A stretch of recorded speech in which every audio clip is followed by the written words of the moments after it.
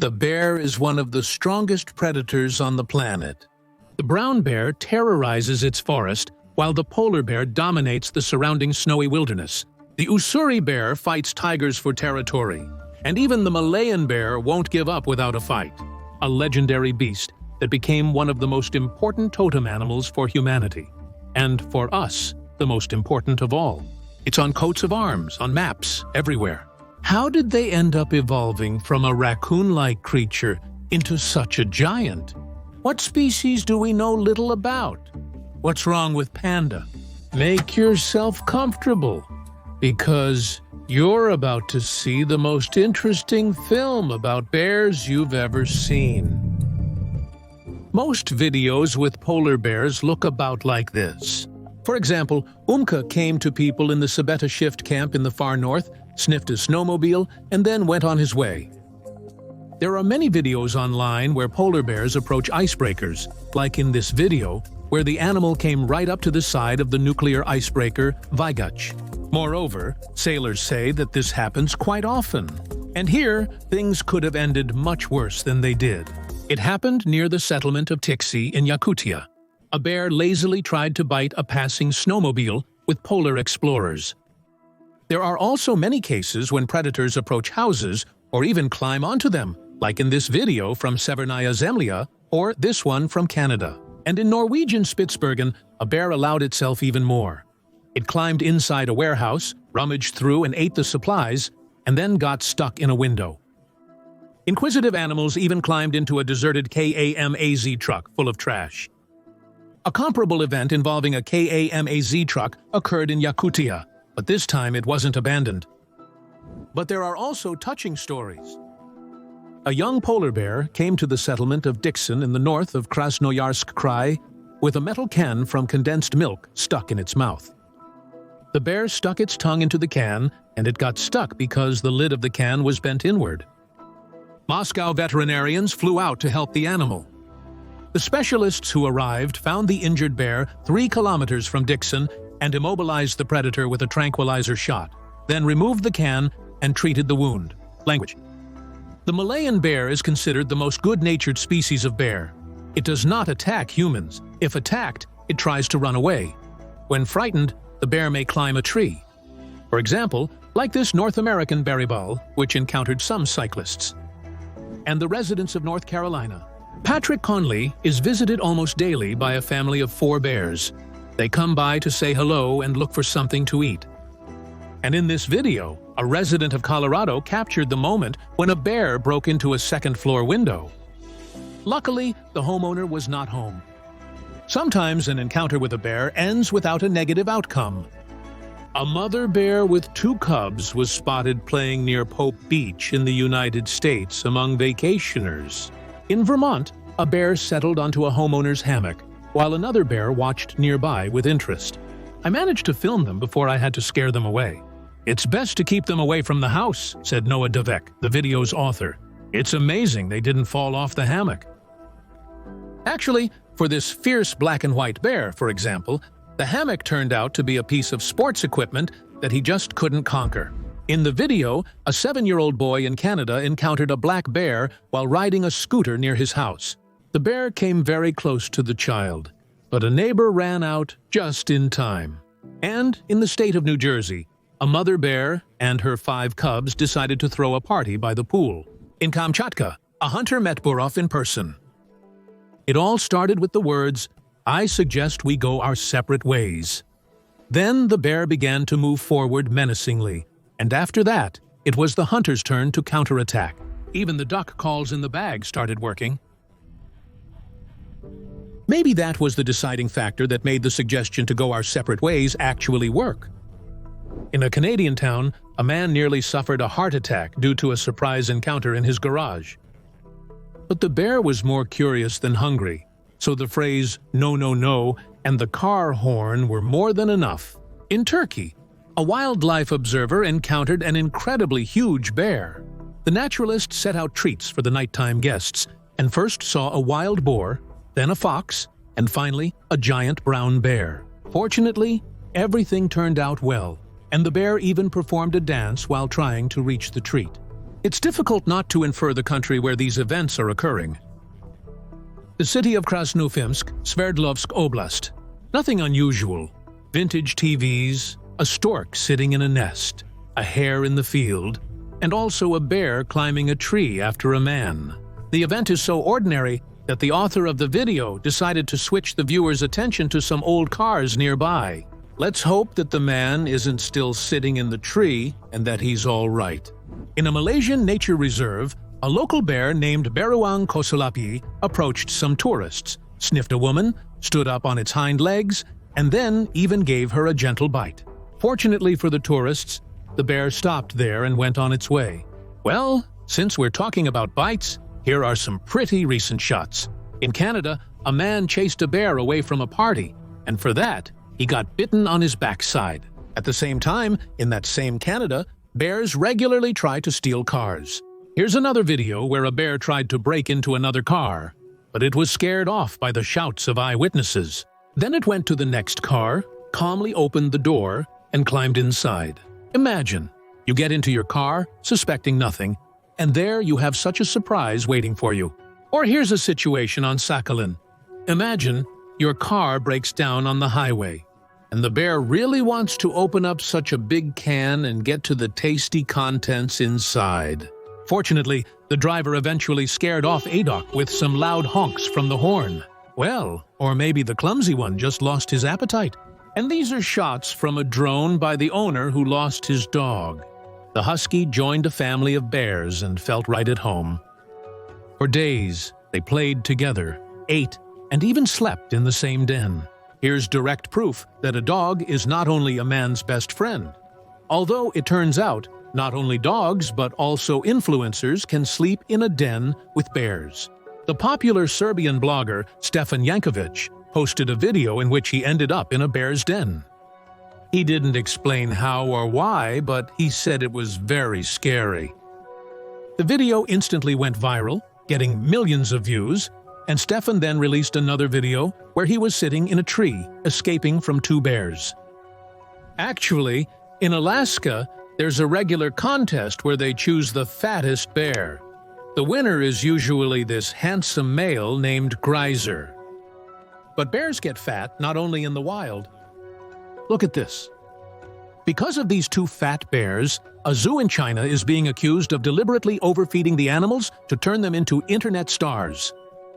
The staff say they tried to put the leopard and the bear on a diet, but they refused to eat less.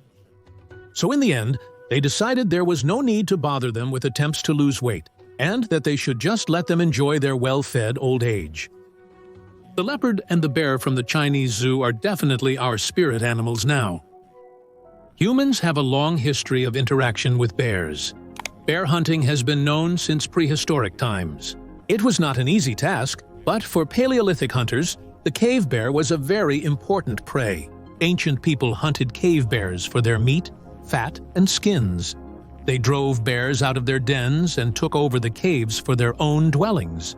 Well, in our regions, people hunted bears for their skins and meat, and the nobility did it for entertainment and prestige. What kind of prince, what kind of ruler and warrior is he if he hasn't hunted a fierce beast? A wolf, an aurochs, or a bear? They hunted bears with a spear. Of course, there were bears not only in Russes, but all over Europe. But the forests were cut down, and the bears died out. In England, the last bear was killed back in the 17th century.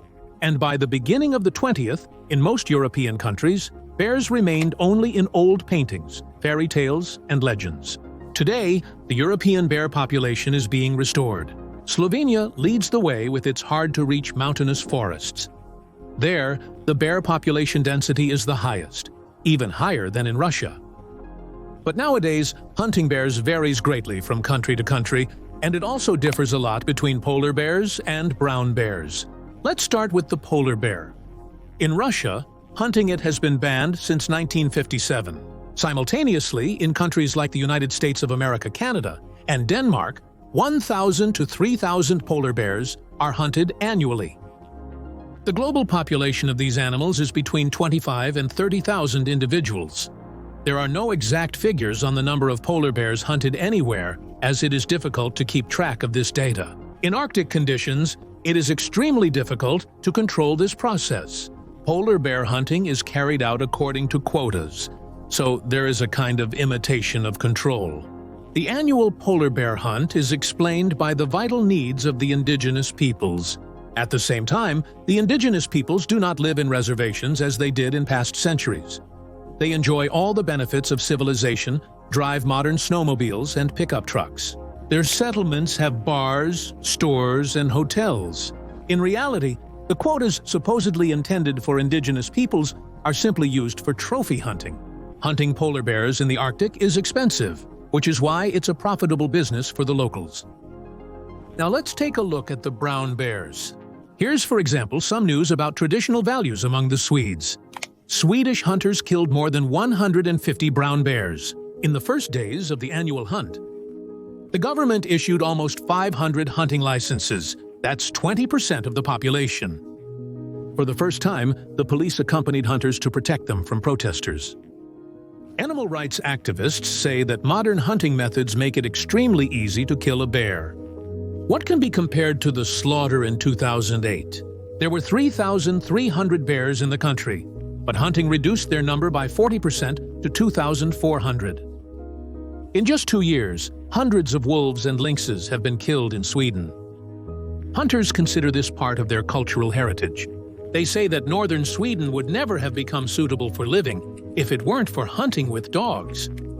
This is a cultural heritage and a right that we must protect. In Sweden, it is allowed to use decoys, cameras, and dogs. Barrels with food attract bears, and cameras send signals when an animal appears. And what about us? The current version of the bear hunting regulations in Russia has a paradox. The hunting season ends on December 31st. So formally, nothing prevents hunting at the den, as hunters call it. But in this case, if there is a female with cubs in the den, which will only become clear after the shot, then a contradiction arises with the paragraph that prohibits hunting bears under 1-year-old and females with cubs. Thus, the hunter becomes a poacher. But this is only a third of the existing complex problem. The second third is what to do with the cubs left after the female is hunted. Let me repeat. It's only after the shot that people find out it was a female and that there were cubs. With the yearlings and subadults, who are also sometimes found in dens, the issue is usually resolved the same way as with an adult bear. However, when cubs are discovered, many hunters suddenly make various heroic efforts to save the orphans. Usually, the cubs die during transportation. Less often, they actually make it somewhere. Typically, it all starts with the nearest menageries or zoos, from where the rescued cubs are then sent somewhere farther away. Here, many give up, shamefully leaving the problem to be solved by euthanasia through cold and hunger. But the most persistent still manage to bring the fruit of their shame to rehabilitation centers, where the responsibility is passed on to other people. One of these centers is the Valentin Pojetny Orphan Bear Cub Rescue Center. In the 1990s, a unique method for raising bear cubs with the possibility of returning them to the wild was developed here. During the operation of the center, hundreds of bears have undergone rehabilitation using Pozetny's method and have been released back into the forest. But a hunter looking for a place to hand over a bear cub is not the whole problem. The final third part is that currently the brown bear population is showing significant growth, while the number of animals hunted is decreasing. This is the official statistics of the Federal Center for the Development of Hunting Management. And the growth of the population is directly related to the safety of people living in the brown bear's habitat. During the Soviet Union era, the authorities tried to artificially regulate the number of bears and keep their population within the range of 120 to 130,000 individuals. It got to the point that in some nature reserves, for example in Karelia, bear hunting was encouraged all year round. In many regions and autonomous republics, a reward was paid for a bear, just like for a wolf, and this also did not contribute to the prosperity of the bear population. After the Great Patriotic War, mankind, thanks to scientific and technological progress, acquired weapons of extermination, which played a decisive role in reducing the bear population. No, it was not long-range rifles and carbines Nor was it motorized all-terrain vehicles, nor small aircraft. It was a simple, at first glance, thing that made bear hunting an activity accessible and, at the same time, safe for everyone. 99%. A loop made of steel cable. Of course, bear traps have been known since time immemorial. Hunting books from past decades are filled with descriptions of various snares, deadfalls, and traps. But all of this was complicated, labor-intensive, and did not guarantee success. The snare gave the hunter the opportunity, as they say, without injuring himself and without wasting extra time, to set a huge number of traps. Of course, this activity, like any other, required a certain amount of skill, but still, the effort spent on hunting a bear was reduced to a minimum. Let's return to our days. Now, throughout the entire territory of the country, you can find about 300,000 individuals, because such actions are not carried out. In addition, adult individuals drive the young out of the most favorable places to live. As a result, they end up on the outskirts of forests, which leads them to encounter villages and cities. But as usual, there are two completely opposite opinions, even here. According to some, in order to keep the bear population stable, at least 10% of them must be regularly removed. To remove means to shoot. At the same time, it's worth noting that the bear is not the most interesting animal for hunters. First, it's not a barbecue on legs. Bear meat is rarely eaten. It is often infested with parasites and has a very specific taste and smell. Secondly, it's not a cheap pleasure. In the central and northwestern districts, for example, such a permit for bear hunting will cost tens or even hundreds of thousands of rubles.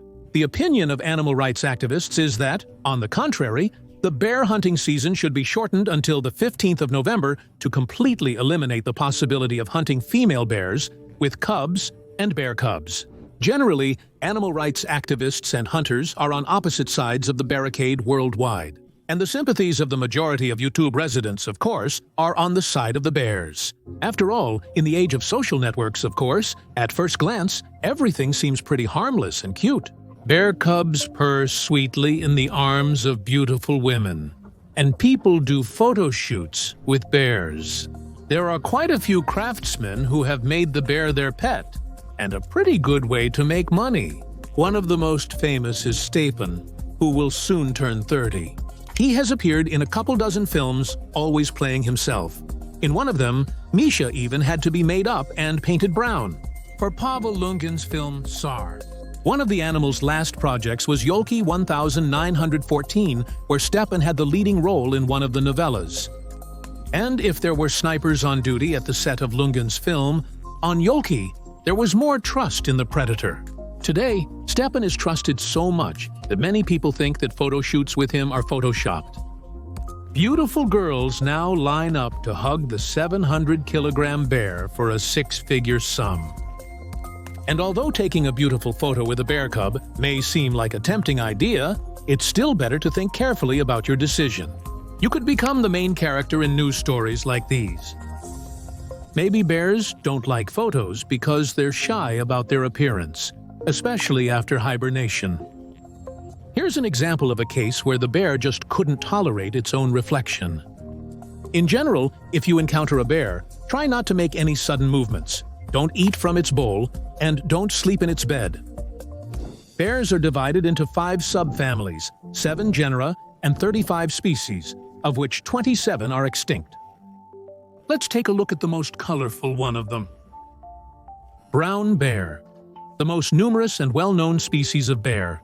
A large animal with a body length of more than 2 meters and a shoulder height of up to a meter or more, weighing around 300 kilograms. It has a short tail, which is almost invisible because of its thick fur. Its paws are so strong that with a single blow, the bear can break the spine of a wild boar or a deer. The European bear is an omnivorous predator and eats everything it can find. Most of its diet consists of plant food, roots, fruits, berries, mushrooms, various insect larvae, worms, frogs, and of course, honey. Usually, the brown bear hunts small animals such as ground squirrels, marmots, and badgers. When the opportunity arises, it also attacks larger prey, roe deer, goats, deer, and sometimes even wild boars. European brown bears are the best fishermen among bears, so they most often choose places near rivers, lakes, and swamps. Bears lead a solitary, nomadic lifestyle and only meet during the mating season. They establish the boundaries of their territories in the forest by marking them with scent and scratches on trees. Interestingly, the marks on the trunks serve as a kind of business card for the bear. If another bear wanders into its territory, it will compare its own height with the marks left by the owner. If it can't reach them, it will prefer to leave. Otherwise, it will have to engage in a fight with the owner of the territory. Most bears hibernate for the winter in dens, choosing hard-to-reach places like hollows, under tree roots, caves, or steep banks of bodies of water. And there are also shatuns, bears that couldn't organize a winter hibernation for themselves and wander around the area all winter in search of food. They are very aggressive and dangerous, including to humans. If the summer food supply was more or less normal, there won't be that many shatuns. However, there are years when hungry bears become more active, and their numbers can increase by about half. This happens once every 10 to 15 years, and there are many reasons for it, from natural disasters to the untimely onset of cold weather. Animals have a strict schedule.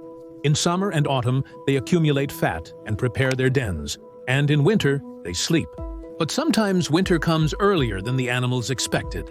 Then the only concern of the wandering bear becomes finding food, and all its senses are tuned to this task. It is not uncommon to see overturned trees in the forest. This shows the wandering bear is actively searching for food, even paying attention to ordinary clay during this time. From a gastronomic point of view, the poor animal needs to keep warm. In January, when the frosts are harsh, the shatun begins to wreak havoc in the forest. Although he is thin, he still has enough strength. He knocks down several trees and then piles them up to make himself a den. Under the weight of his mass, the sturdy trees soon turn into branches and splinters. A common reason for the appearance of a rogue bear is all kinds of parasites that get into its stomach. No matter how much the brown bear eats, a fat layer does not form because the nutrients are used up to feed the parasites. The bear will try to eat some kind of plant that can cleanse its stomach, but you can't get full-on just grass. Kausalapi realizes this and sets off on a risky journey. If such anomalies continue, then in addition to shatun bears, there are also pestuni, which are a rather rare phenomenon in the wild. This happens to a young bear who, in his third year of life, still stays close to the mother bear. The word pestovat is well known, meaning to care for and protect the young, acting as a nanny. In the world of bears, older ones can also look after the younger cubs, the bear cubs that are less than a year old. Even more rarely, the pestun stays with the mother and the second-year cubs, called lanchiki. The pestun avoids adult males, and after leaving his mother before the mating season, he soon finds her again by following scent marks. The image of an older brother or sister among bears has also found its reflection in many folktales and legends, where they appear as guardians and protectors. But it's time to move on to other bears. Kodiak.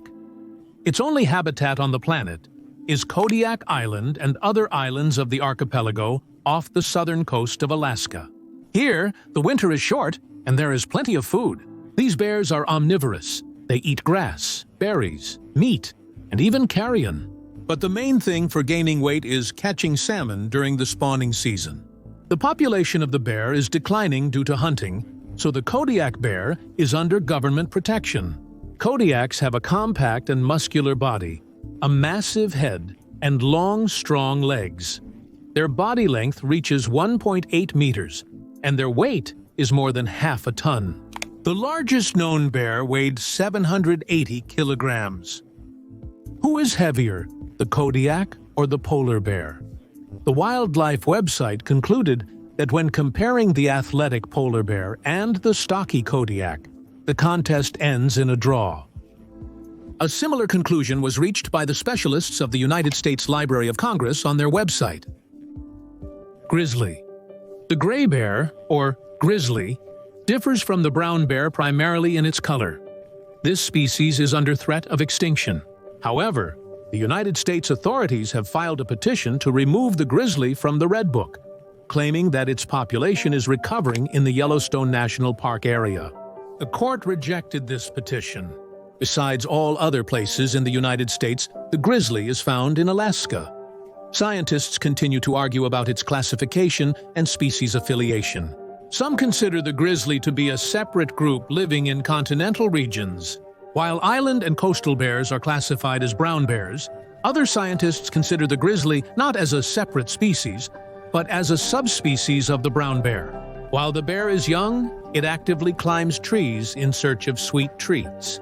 However, in the habitats of the grizzly, wild beehives are rarely found. If an adult grizzly started climbing every tree, the forests of Alaska would quickly disappear. The large weight does not allow this sturdy fellow to even think about getting honey. Grizzlies are content with only the food they can find or obtain on the ground. Female grizzlies weigh half as much as males, but they need strong offspring. To get it, they choose the most agile, fast, and resilient mates. In response to the male's courtship, the female starts to move away. Thanks to their lighter weight, females can run faster. That's why it's not so easy for the male to catch up with his beloved. As they say, if I can't keep up, I'll at least stay warm. And if the suitor still shows persistence and is capable of a feat, the female gradually slows down and lets him catch up with her. Grizzly bears have mastered fishing so well that many fishermen could learn a thing or two from them. He can simply lower his snout into the water and scoop up spawning salmon. However, he only does this early in the spawning season when the fish start arriving. The bear can catch prey right in mid-air. The salmon leaps out of the water when it encounters steep rapids. During this period, many bears gather on the riverbanks, and all of them strictly follow fishing etiquette. The grizzly has a varied diet and looks at even butterflies with gastronomic interest. It doesn't matter to him what's for lunch. He can dig roots out of the ground or catch large prey, berries, nuts, reptiles. Grizzly always has something to eat. However, he is very principled and rarely eats someone else's leftovers. At the same time, he doesn't drive predators away from the food he has honestly obtained. The only exception might be the risk of total exhaustion, which would force him to act differently. Sometimes grizzly gets so carried away with plant food that he forgets about his protein diet. This happens in the middle of spring, when everything is fresh and incredibly healthy. However, he still needs protein, and he doesn't have enough strength to hunt, because winter greatly weakens the body of any bear. That's why grizzly includes leftovers left by people in his diet. Tourist camps, dumps, and the backyards of careless owners are full of interesting food. The Alaskan bear always appears unexpectedly, eats, and disappears. A distinctive feature of the gray bear is its powerful jaws. The brown bear has most of its jaw adapted for processing plant food, although it can eat hard foods. With molar teeth, the grizzly has a higher concentration of carnivorous teeth. When it feeds on plants and carbohydrates, it uses the front part of its jaw, and when it switches to protein food, it uses its molar teeth. In general, it tries to diversify its diet and maintain a balance in its nutrition. The brown bear sleeps all winter long if it has managed to accumulate enough fat. Grizzly, however, prefers to doze. Its body temperature drops only slightly, to about 30 degrees, and its heart rate remains between 8 and 18 beats per minute. This can be considered a mild form of stasis, a state of complete cessation of any physiological processes. In its sleep, the bear can move and stretch. If a thaw sets in, grizzly will definitely come out to eat, but will only return after the start of a snowstorm, so it's easier to cover his tracks. Male grizzlies rub against the same tree, and in this way, they resolve mating issues. During the mating season, they have to fight for the attention of females. When bears rub against a certain tree, they pass information about themselves to potential rivals. If the analysis shows that the rival is older, stronger, and more powerful, the bear wisely backs off. Spectacled bear. The beige patches of fur on its face have become the spectacled bear's passport. It is the only bear species that has 13 pairs of ribs instead of 14. This anatomical feature shows its kinship with short-faced ancestors. All of them are extinct. The spectacled bear is the last representative of its genus. Members of the species live in South America, and there are no other bears on the continent. Spectacled bears have learned to climb large cacti to reach the fruits at their tops. South American bears also love sugarcane and honey, only occasionally catching insects. The stomach of the Andean bear is unique. The muscles are powerful, the enzymes are active, and the jaw strength is high. Moreover, the enzymes are capable of breaking down even dense tree bark. The length of the front and back paws is different. If nature hadn't adapted the limbs of the spectacled bear, it wouldn't be able to overcome even small obstacles. Long front paws allow it to reach even the most distant upper branches, although its limbs can't really be called particularly large. The stocky body shape contributed to the active development of its muscles. Such strong, well-developed paws are no longer found in the world of bears. The Ansky bear leads a solitary lifestyle and seems to need no one. It doesn't make friends and only forms relationships for reproduction, carefully guarding its territory. The marks it leaves serve as a means of communication with its kin, not as a warning. If a rival crosses the boundaries, the bear just growls a little, and that's the end of it. In unwanted encounters, the spectacled bear prefers to hide on its platform in the tree. That's also where it rests after its daily wanderings. For this reason, it's incredibly difficult to spot a bear in the wild. If there's enough food, the bear doesn't stray far from its platform. It should be noted that the Andean bear allocates only 5% of its diet to protein food. He may look at a deer or a musk deer with gastronomic interest, but he especially values insects. To get termites, the bear uses its long tongue, inserting it into the multi-level nest and extracting everything it finds in the wood. In years of hunger, he won't refuse expired food, preferring to avoid hunting barabal. You can encounter black, brown, and even almost white versions of the black bear. And sometimes the fur can be blue-black.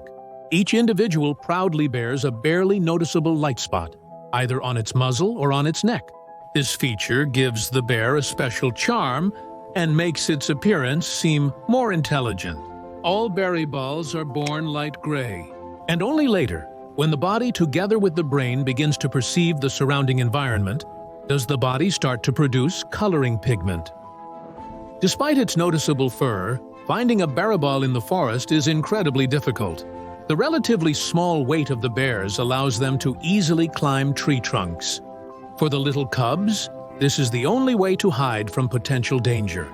That's why a pregnant female carefully chooses a place to give birth. The only important condition is the presence of many trees nearby with a small trunk diameter, which should not exceed 50 centimeters. In addition, the future mother pays attention to the texture of the trunk. If it is ribbed and matches the required diameter, it is here that she will bring her offspring. And the first thing the mother bear will teach her cubs is how to climb trees. Even if the barabal is wounded or hungry, it will never attack a human. The barabal tries to avoid encounters with two-legged creatures, but it does not show aggression. If such a situation does happen, bears usually aren't very good at social life. But in this case, it's different. When there are problems with the food supply, baraballs can unite into small groups and live according to an established hierarchy. The main dominant leads the hunt, and the other bears obey his demands. As soon as food supplies become sufficient, the group quickly breaks up. However, there are female bears who never leave their offspring, so the females gather together. While some of them go out in search of food, one always stays behind to watch over the cubs. The physiology of the American bear is perfectly adapted to winter conditions. Like most bears, it must hibernate, but it does not make a den for this as often. The choice of location depends on the presence of windfalls, the number of trees, and the density of the forest. And also, the barabal can easily dig a den right in the snow. Barabals can safely be considered vegetarians. They don't like to hunt, rarely do so and prefer gathering. The forest is full of plant-based food, so berries like raspberries and juicy root vegetables are exactly what they need. Before hibernation, they also catch salmon because fish helps them accumulate body fat. When it starts getting cold outside, bears appear more often near people and may steal human food. Malayan bear. Among bears, the Malayan is the smallest. Its weight does not exceed 65 kilograms, and its body length reaches a maximum of 1.5 meters. However, despite their small size, these bears are considered quite aggressive. In Asia, Malayan bears are sometimes kept in yards instead of dogs. It is here that the miniature bears live. In countries such as Vietnam, India, China, Thailand, and Indonesia, the bear stands out in appearance thanks to its unique adaptation, a large amount of fur on its neck. It seems that in front of us is a mastiff-like representative of the Shar-Pei breed, but all the folds are concentrated around the neck. This makes the protection of a vital area from fang-bearing enemies more effective. Beruang, as he is called in Asia, is not as simple as he may seem. If an enemy grabs the bear instantly slips out of its grasp and uses its long claws together with its sharp fangs for defense. Many species of the bear family are not naturally aggressive. They may intimidate by rearing up and showing their true size, but they will not attack first. However, the Malayan bear can start a fight without much reason. Its small size seems to be compensated by its aggressiveness and courage. Simply put, it prefers to keep all the inhabitants of the forest in fear. When bears grow up, males and females begin actively searching for their mates. Malays choose their partners with special care, because this is a love for life. These bears are not prone to promiscuity. Even the cubs will be raised in pairs. In addition, if there is a shortage of food, the female can delay the onset of pregnancy until more favorable conditions arise. The Malayan bear is a rare species, listed in the International Red Book. Of all bears, the Malayan bear is the most bow-legged. While walking, its four limbs turn inward, forming peculiar half-moon shapes. When the parents bring offspring, the bear cubs don't evoke much affection. They look as if they can't see or hear anything. They don't look like bear cubs at all, but rather resemble small rodents. Moreover, the youngsters can't relieve themselves on their own, and the mother bear hurries to help them. The mother presses on their bellies to stimulate natural processes. Only after a few months will the little troublemakers start to resemble adult Malayan bears. Look at how long their tongue is. It reaches a full 25 centimeters. From an early age, the Malayan bear shows a special interest in termites, and evolution has decided to give it the appropriate tool. The tongue of the Malayan bear even has a special stickiness, similar to that of a real anteater. However, Malayan bears are real sweet tooths, and like other species of bears, they also collect honey. The vast majority of bears go into hibernation for the winter. However, in the habitats of Malayan bears, there has never been a winter. That's why they don't even know what hibernation is or what it's for. There is plenty of diverse food around, and with their body mass, it's quite easy for them to find the necessary supplies. Sloth bear. Externally, this bear resembles an anteater or a sloth, but genetically and by lineage, it belongs to the bear family. Many people call it the sloth bear because of the unique shape of its lips, which protrude slightly forward and are a bit turned out. The bear also has a long tongue, which it uses to get honey from beehives, as well as termites and ants from their nests. In terms of coloring, the sloth bear is similar to the Himalayan bear. Its fur is dark, with longer hair on the head and neck, and there is a white spot visible on its chest. The sloth bear's ears are larger and also adorned with longer hair. Overall, its fur is longer and shaggier than that of the Himalayan bear, and its snout is more elongated. The sloth bear's weight rarely exceeds 140 kilograms, and usually is around 100. This species inhabits the forests of Ceylon and Hindustan. The sloth bear served as the prototype for the famous Baloo from Kipling's work. This bear is significantly smaller than the common brown bear, but that doesn't mean nature has deprived it of talents. The bear has a unique ability to roll its lip. When it finds a termite mound, it first uses its claws to break open the nest. However, like any gourmet, the sloth bear is in no hurry to eat dirty food that has just been dug out of the ground. Its lips act like a pump. First, it blows the dust off its dining table, and then it switches to suction mode, drawing in the desired food. Whatever the sloth bear does, it constantly makes sounds that can hardly be called restrained. He doesn't worry about his safety at all. You can recognize him by his snoring from quite a distance, and when he eats, the sounds become even louder. The sounds of the sloth bear's meal can be heard from 50 to 100 meters away, so it's not hard to find him. Of all the senses, the sloth bear mainly relies on its sense of smell. Its vision and hearing are not as well developed. If you approach him from the upwind side, the bear might not notice a stranger, but he will still smell him. When the sloth bear can't see or hear, but senses that something is wrong, he starts to defend himself by swinging his paws. The bear's diet includes not only termites. He likes fruit, but there is very little of it in his area, so the shaggy one often visits human gardens. He not only looks for the ripest fruits, but sometimes he tramples everything around for nothing. Sometimes his interest in food is not limited to fruit. A cornfield or a patch of sugar cane will do just as well. The bear is excellent at climbing trees and can reach a height of 8 to 10 meters in just a few seconds. That's not even the limit for him. However, he uses his talents only to satisfy his own gastronomic desires. The sloth bear can climb a tree for tasty honey, juicy fruit, or to raid a bird's nest. But he doesn't climb trees to escape from potential enemies. Sloth bears don't care much about their own safety, and that's probably why they ended up in the Red Book. You can't call the sloth bear a coward. He knows how to stand up for himself, and nature has given him effective means of defense.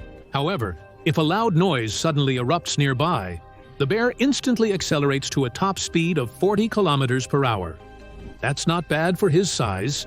He rushes so fast that his fur blows back, not paying attention to the road. And with his eyesight, it's hard for him to keep track of where he's going. Sloth bears often stumble and land on their behinds.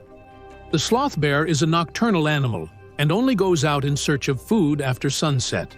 However, when they become parents, their biological clocks change drastically. Mothers should be familiar with this. They used to sleep at night, but now they constantly watch over their offspring. Gobachi parents deliberately confuse day and night, switching to a daytime routine. It's much safer this way.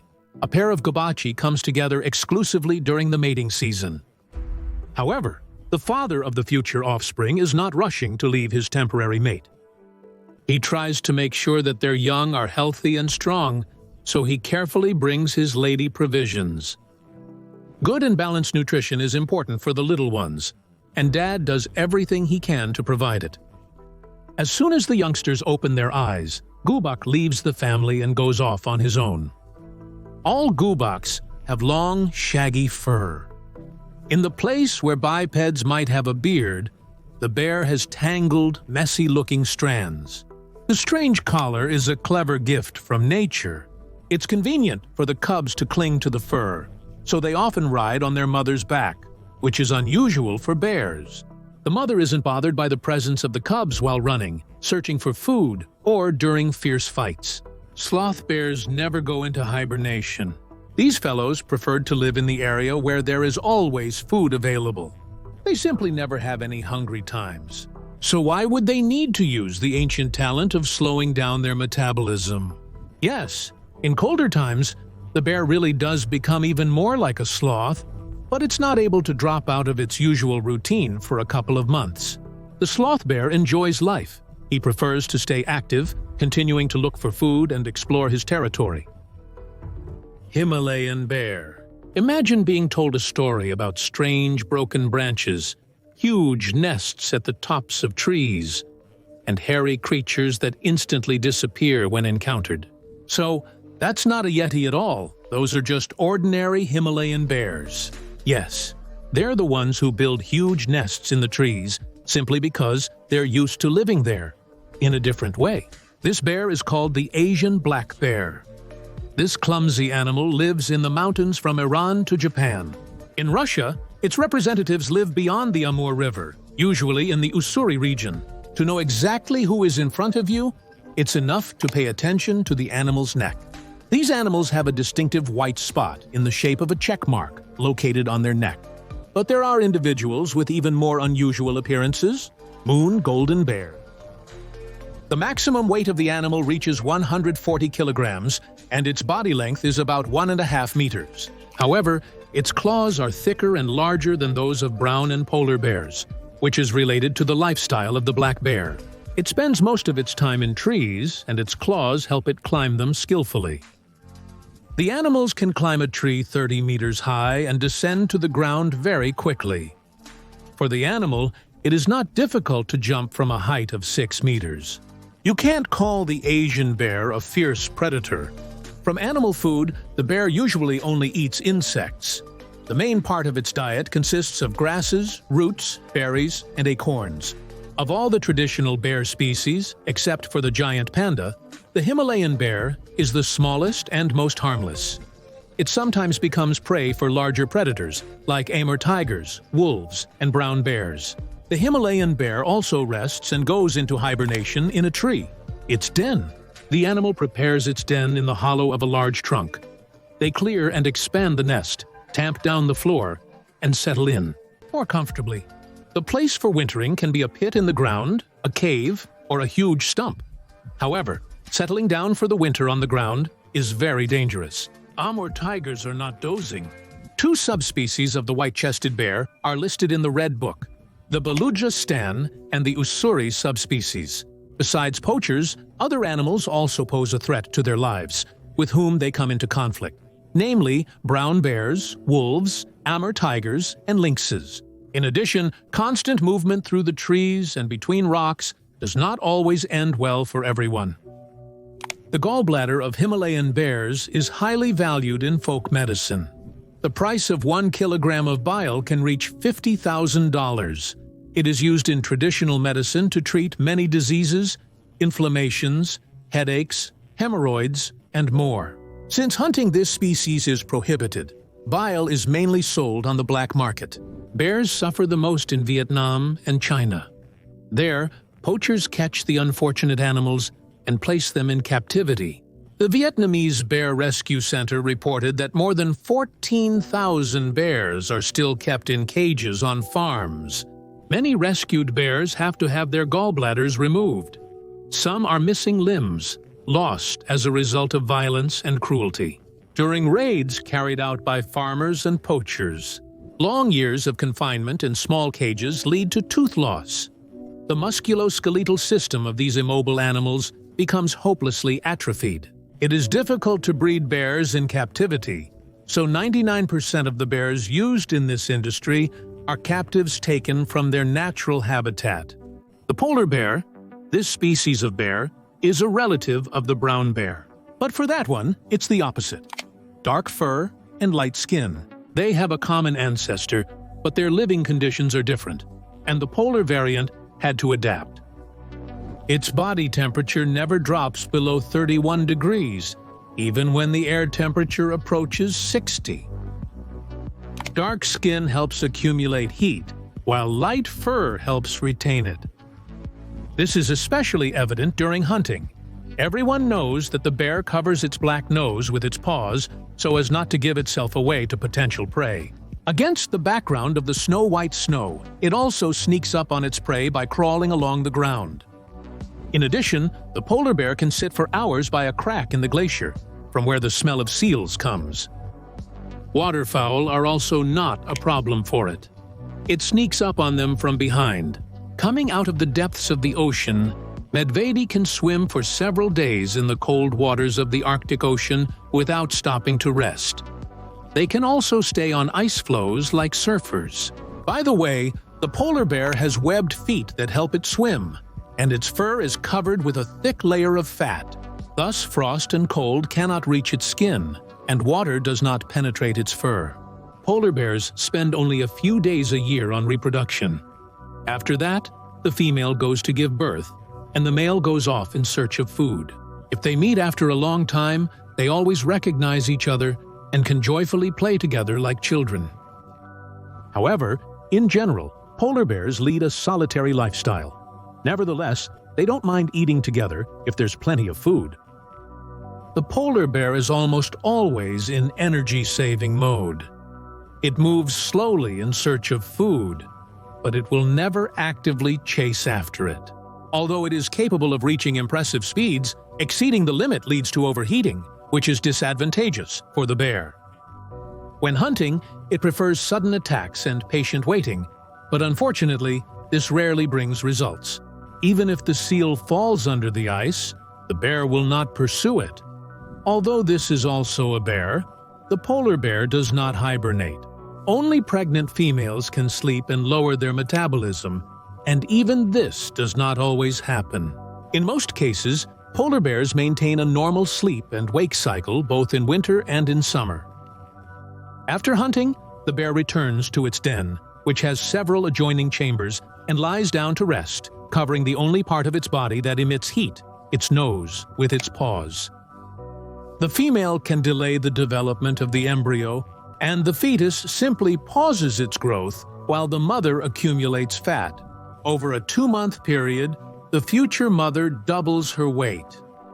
Only after this does she allow the fertilized egg to continue its development. Despite having such reserves, the cubs of the polar bear mother are born about the size of a rat. The excess weight is then used to provide the milk with nutrients. The giant panda is also a bear, but it wasn't always classified as such. Zoologists couldn't determine the panda's species for a long time. Sometimes it was classified as a raccoon, sometimes as a raccoon-like animal, and sometimes even placed in a separate species based on features of its skeleton, behavior, or the structure of its genitals. The panda was known by various names among people, such as the big striped raccoon or the silver dog. It was only in the 70s, thanks to DNA analysis, that it became clear the panda actually belongs to the bear family.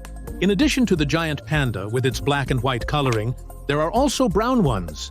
They live only in the Qinling Mountains of China, and there are only about 300 of them. Besides, they are smaller in size than their black and white relatives. What is the most well-known thing we know about pandas? The first thing that comes to mind is that they eat bamboo. The catch is that these animals only digest about 17% of the bamboo. So why do they eat it then? Scientists agree on this version.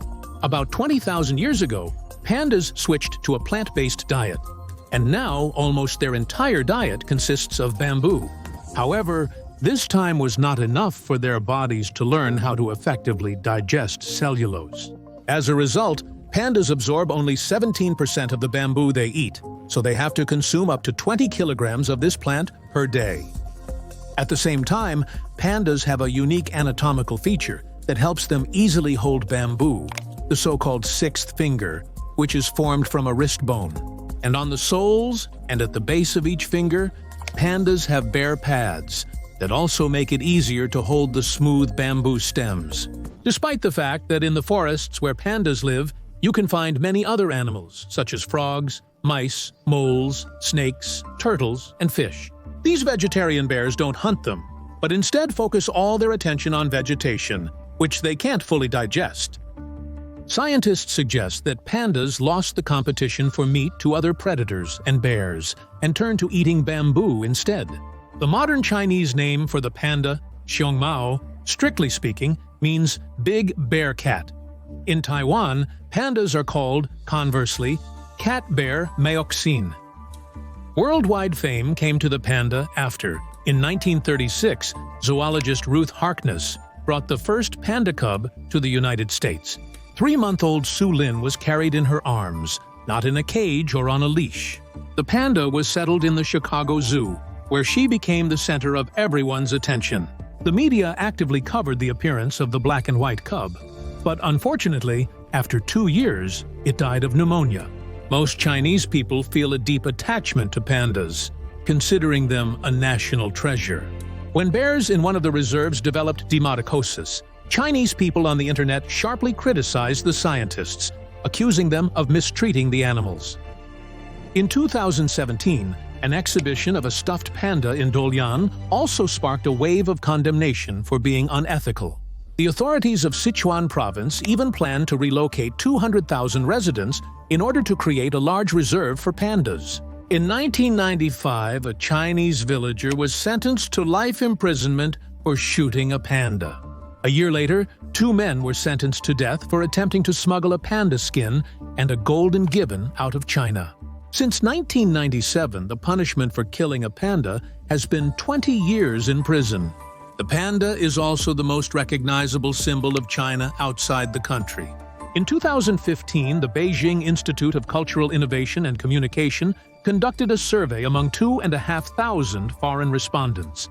In it, the panda took first place in the ranking, ahead of green tea and the concept of yin-yang, which took the other spots in the top 3. Some people believe that the panda embodies yin-yang thanks to the combination of black and white colors. The panda received the status of a symbol of China relatively recently for several reasons. First of all, it is an endemic species, living exclusively on the territory of the People's Republic of China. In addition, the panda is perceived as a friendly and peaceful animal, which makes it especially beloved in China. In 1985, the panda was officially declared a national treasure, and its image began to appear on souvenir coins. Another unusual fact: pandas in the wild are counted by their feces. Researchers wander through bamboo forests looking for dung that contains undigested bamboo. Animals are identified by their tooth marks, which are unique like fingerprints. As often happens on the internet, someone posted news that a Chinese research institute was looking for a professional panda hugger with a salary of $32,000 a year. The media immediately picked up this news, and users all over the world started writing about how they would love to drop everything and move to China. Hugging pandas. The nuance is that this kind of job is only suitable for panda cubs. And even then, hugging is just a small part of the real work of caring for the animals. Despite their peaceful image, pandas are by nature still aggressive bears, with fangs, sharp claws, powerful jaws, and well-developed muscles. In the wild, pandas with torn ears and bite wounds are often encountered. In 2007, when a panda raised in captivity was released into the wild for the first time, it died in a fight with other males. Attacks on people are rare, but they still happen. Zoo and research center staff avoid contact with adult pandas, preferring not to take risks. Their work is often limited to caring for panda cubs and playing with them, since adult giant pandas are too dangerous for such interactions. It's very illustrative in this regard to look at the evolutionary paradox, at this contrast between the panda and the polar bear we already know. It is believed that the ancestors of pandas split off from the main bear family tree 19 million years ago. And bears themselves appeared as a separate branch more than 37 million years ago. But back then, they were badger-sized, and their diets were similar to raccoons. And these raccoons managed to grow into such specimens. Just look at this prehistoric giant, Arctodus simus. It weighed over a ton and could reach 4 meters tall on its hind legs. From North America, bears began to spread out to avoid competing for resources with other bears. Naturally, animals didn't possess a plan as dependable as a Swiss watch. They wandered, searched for food, and if a niche was relatively free, they occupied it. That's how the future pandas came to the present tropical zone of China. And there was bamboo. Bamboo grows very densely and quickly. Essentially, it's a typical aggressive plant. It literally transforms the land around it strictly for its own kind, and almost no other tree can survive in such a forest. It seems tropical, but there's a scarcity of fruit. As a result, there's a lot of low-calorie food, which the bear eventually adapted to over time. The panda's digestion isn't like a long herbivore intestine, but rather short, like that of a predator. Pandas are saved by bacteria that digest cellulose. The problem with bacteria is so critical that, To introduce microbes into the intestines of newborn pandas, their mothers allow them to eat their own feces. Basically, the panda accidentally dabbled in veganism and became an involuntary herbivore. And now let's look at the polar bear for contrast. Because it's a bear from the same evolutionary tree as the panda, also a predator whose genetics are designed for digesting animal protein. About 4,200,000 years ago, the ancestors of brown bears branched off into a separate line. Then, highly successful evolutionarily omnivorous brown bears emerged, and from them, polar bears gradually branched off. Animals that found themselves in the conditions of snow and polar night began to survive, according to the principle that whoever can digest meat better and get by without nuts and berries will leave offspring. As a result, hundreds of thousands of years ago, the polar bear began to differ so much from the brown bear subspecies. In fact, during periods of warming and cooling, polar bears and brown bears can quite well form families together. So, there is no gap in genetics. It's more about food niches and opportunities. Just look at this beauty. This is an interspecies hybrid of a brown bear and a polar bear, recorded both in captivity and in the wild. Polar bears are the only predators in the world that are both marine and terrestrial at the same time. They are capable of swimming for 5 to 7 days, covering hundreds of kilometers in near-freezing water due to its salinity. And after hundreds more kilometers, they can briskly walk on land. No one else in the world is able to use their body like that. None of the other bears are able to swim for so long in polar waters, let alone hunt seals so skillfully. Just look, here he shoots out onto the ice floe like a torpedo. And not even his native element can save the seal, because the polar bear pursues and catches its prey underwater, having caught the seal. They eat not the meat, but first and foremost, the fat and the skin. But young bears, on the contrary, go for the meat, which is easier to digest. Another important part of the polar bear's diet is dead whales. That's a lot of meat and fat. And there are quite a few who want to get such a treasure as well. Usually between 40 and 60 bears come to a whale carcass, and in 2017, more than 180 bears came to feed on a single dead Greenland whale.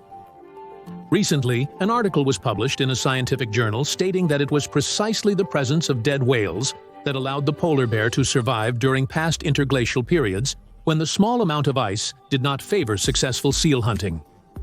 Thanks to their powerful protein and fat diet, polar bears, except for pregnant females, are active all year round.